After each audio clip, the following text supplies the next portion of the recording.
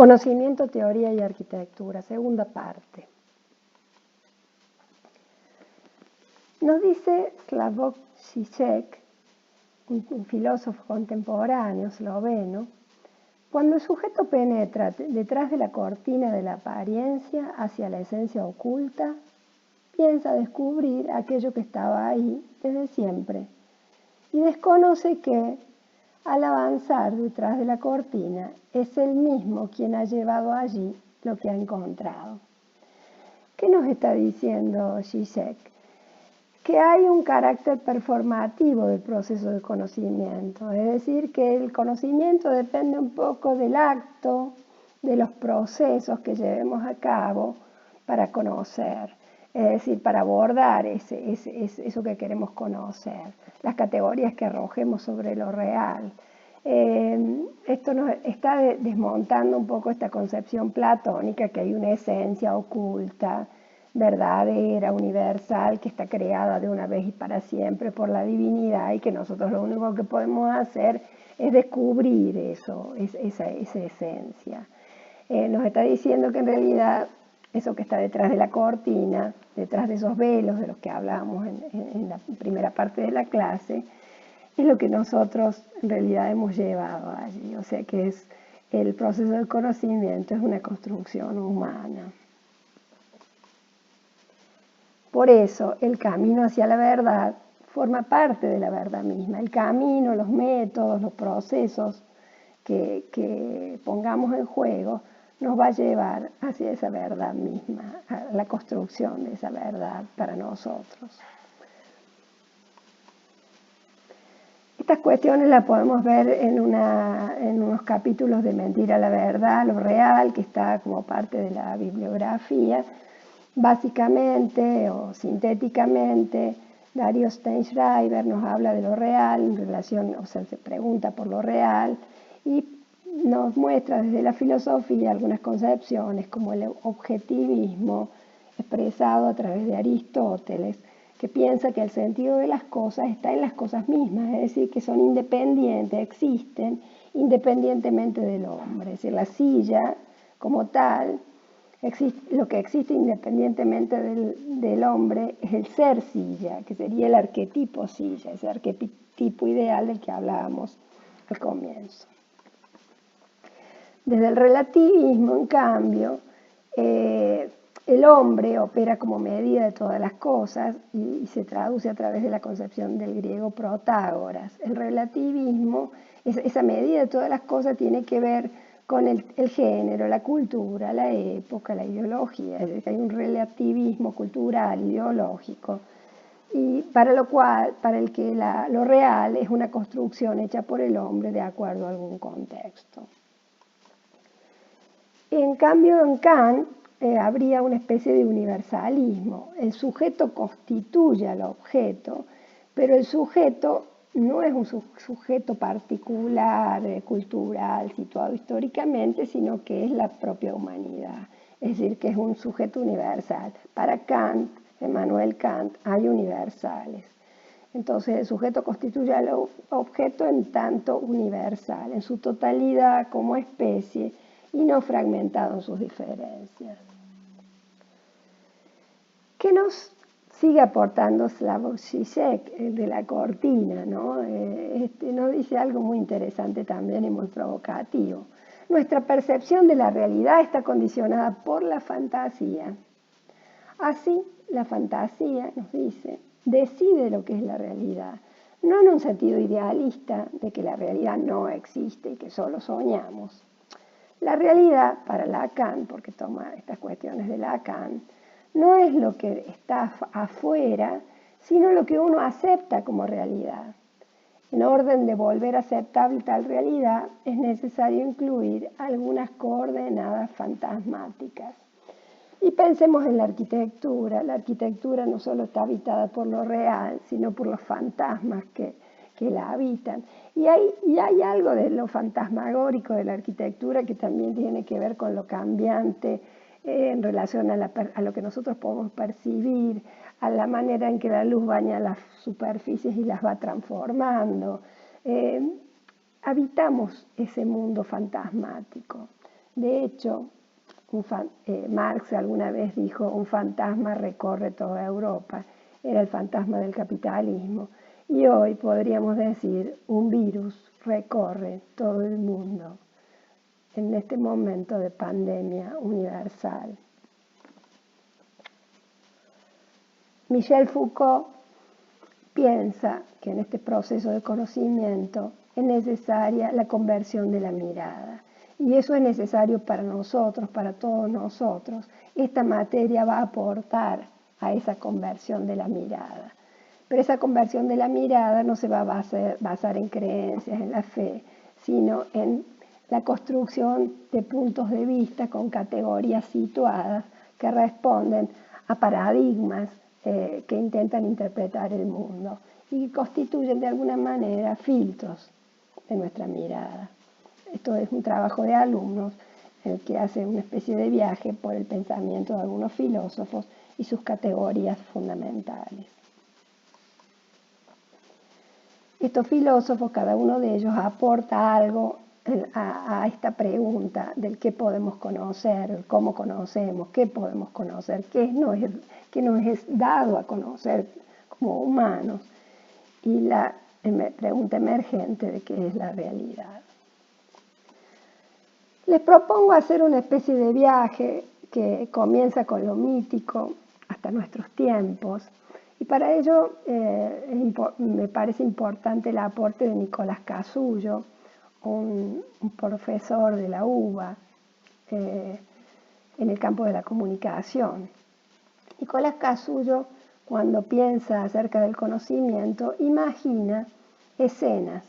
Estas escenas imaginarias son escenas de fondo, primordiales, originarias, que para él fundamentan una época e iluminan una cultura. Hay escenas que provienen algunas de la tradición judía, otras de la tradición cristiana. Desde la tradición judía, para Casullo, aparecería esta escena que vincula a Dios con el hombre que espera, un poco traducida en esta escultura de Miguel Ángel, el Moisés, ¿no? Ese hombre que espera la redención o espera la llegada de la armonía universal a través del arribo del Dios a la tierra. Y esta criatura que ha sido condenada, expulsada del paraíso, espera mesiánicamente esa redención en un tiempo que es ese tiempo mesiánico, el tiempo de la espera que arribe el Mesías. Para la tradición cristiana, en cambio, también está el hombre y Dios en esa escena, pero avalado por esas promesas de salvación a partir de la fe, ¿no? Esa salvación, esa idea de que hay una redención en el más allá, en el cielo. Se trataría, en todos casos, el proceso de conocimiento desde estas creencias, el escuchar, interpretar el misterio de Dios a través de los textos sagrados, las preguntas por el que somos, sobre qué verdad estamos situados, qué es este mundo, cuál es su verdad, estaría avalada por estas creencias. Por eso, desde esta concepción teológica, conocer, el proceso de conocimiento implica creer que hay además un tiempo que es sagrado. Para los griegos, en cambio, el conocer estaría avalado en esa escena imaginaria, estaría compuesta por el hombre y las reminiscencias de su alma. ¿Qué significa el hombre y las reminiscencias de su alma? Porque los griegos creían en la reencarnación de las almas, es decir, hay un alma universal que se desprende del cuerpo, que transmigra y se reencarna en otro cuerpo. Esto presupone ciclos cósmicos históricos que tienen una cumbre, un cenit, una declinación. Entonces, los griegos pensaban, y esto también era parte también del pensamiento de Platón, que esas reminiscencias del alma nos podían dar algún recuerdo de lo que vivimos en otro tiempo, en ese otro tiempo previo al nacimiento, en el que las almas habitaban ese mundo ideal, verdadero. Y a través de ciertos indicios, de ciertos momentos y ciertos procesos, podían emerger algunos recuerdos de ese contacto que tuvimos con lo perfecto. La pregunta sería, ¿cuál es ese camino en busca de la belleza, de la virtud? Por eso, desde este pensamiento, conocer es recordar. En la modernidad y en la primera modernidad, el Renacimiento, el conocimiento estaba vinculado a la mirada hacia la antigüedad clásica y también hacia el mundo de la naturaleza. En esta escena, Casullo presenta al hombre como criatura privilegiada del macrocosmos divino, asociado a la naturaleza. Es decir, en el macrocosmos hay un ser privilegiado que es el hombre, que es el que a través de la razón puede intentar develar o desvelar esos misterios del mundo de la naturaleza, usando, digamos, las herramientas de la geometría de los rectángulos dinámicos, la divina proporción, rectángulo áureo. La idea de proporción aparece como muy fuerte desde esta concepción, tanto en Platón, que basado en la noción de analogía, como una correspondencia entre el macrocosmos y el microcosmos, como Vitruvio, el arquitecto romano Vitruvio, que le daba una fundamental importancia a la proporción como equivalencia o concordancia entre relaciones, la idea de conmensurabilidad entre el todo y las partes, que Leonardo da Vinci desde el Renacimiento le permite representar a Leonardo, el hombre de Vitruvio, a través de la idea de proporción y de figuras geométricas perfectas, como el círculo, el cuadrado.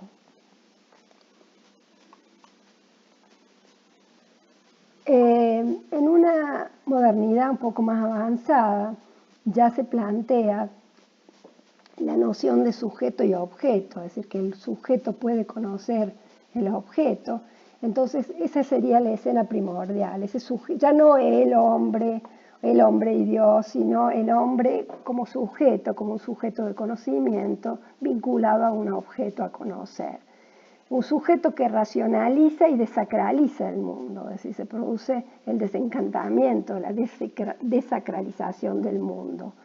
Y el objeto sería ese objeto abstraído metodológicamente.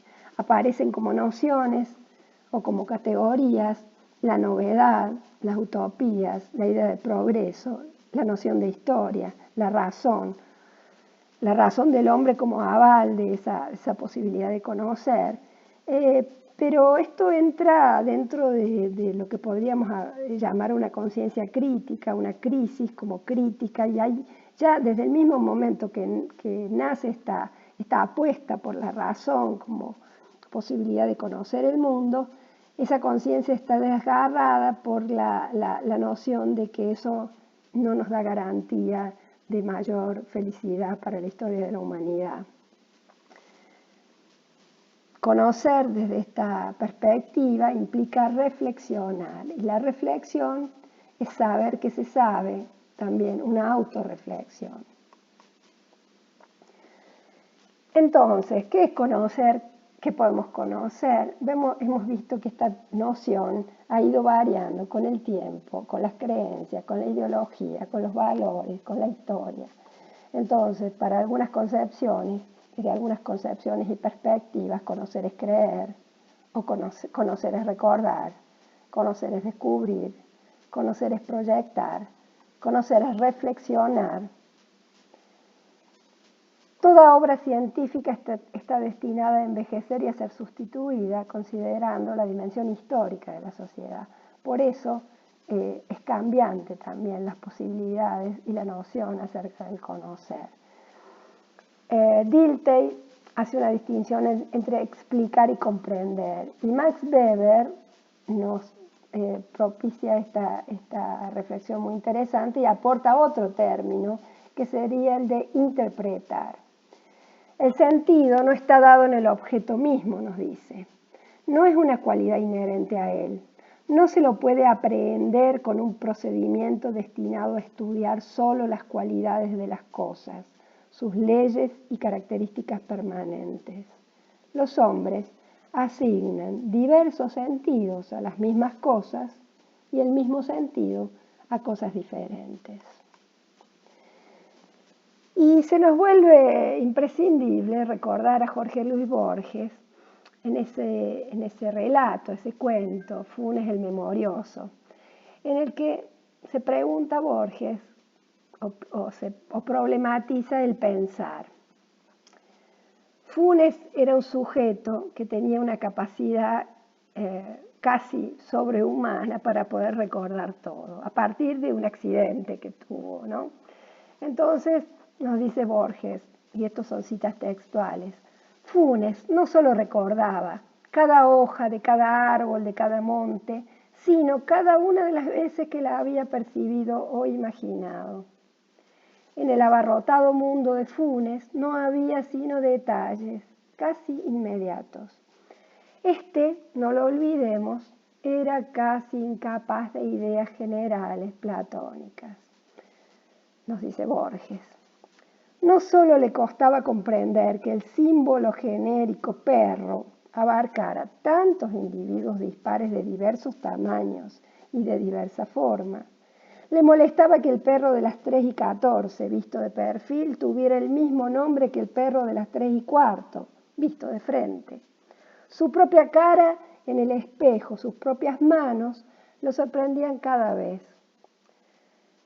Esto que nos está diciendo, que nosotros hacemos una tarea casi inconsciente de asociar, vincular, no vemos cada configuración diferente que se nos ofrece o se nos presenta a nuestra mirada como algo distinto, sino que lo resumimos, como él dice, lo resumimos lo generalizamos y lo abstraemos. Por eso Borges piensa y dice, sospecho, sin embargo, que no era muy capaz de pensar Funes. Pensar para Borges es olvidar diferencias, es generalizar, es abstraer. Este personaje era Irineo. Bueno, para ir concluyendo, se nos impone pensar, hemos trabajado la noción de teoría. ¿Qué sería teoría en relación a la arquitectura? Intento pensar la teoría arquitectónica como una práctica discursiva. Fíjense, definir la teoría como una práctica implica desplazarla de ese cómodo sitial consagrado y embarrarla con las prácticas discursivas, que la práctica de los discursos, que en realidad no son superestructuras, no son cosas alejadas, sino que forman sistemáticamente los objetos de lo que hablan, es decir, que están imbuidas en la interacción social. Esas prácticas discursivas iluminan diversas maneras de aproximarnos al conocimiento del objeto arquitectónico, desde contextos contemporáneos que sedimentan y arrastran saberes históricamente constituidos.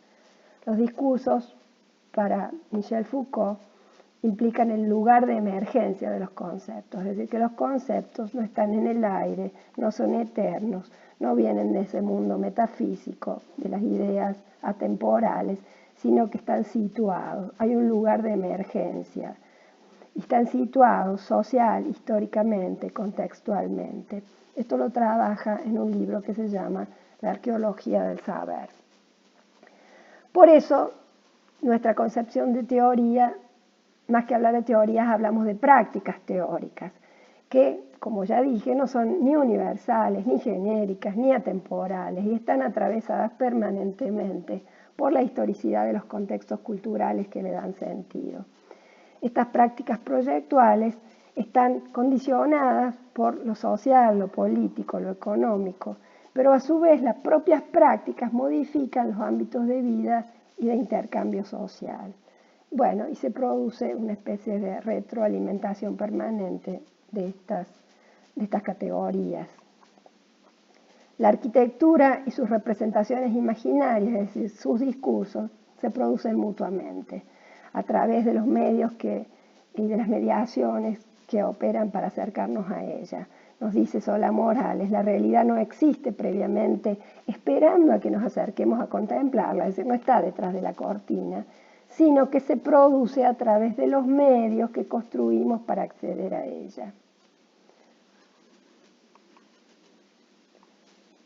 Por ahora, suficiente. En la próxima abordaremos algo más específico vinculado a la arquitectura y al habitar como descubrimiento a través de procedimientos analógicos y tipológicos. Gracias.